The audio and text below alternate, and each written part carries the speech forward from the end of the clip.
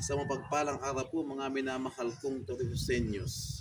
Nais ko lang pong ipagbigay alam sa lahat po ng 25 barangay ng Torrijos. Magkakaroon po ng eleksyon para sa Board of Director ng Meralco po Torrijos Branch.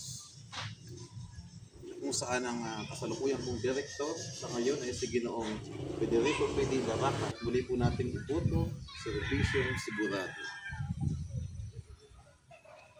Once again, para po sa mga kababayan natin sa Torrijos, sa lahat po ng bumubuo ng 25 barangay, darating pong ika-8 ng Pebrero, taong kasalukuyan, ay magkakaroon po muli ng eleksyon para sa Board of Director.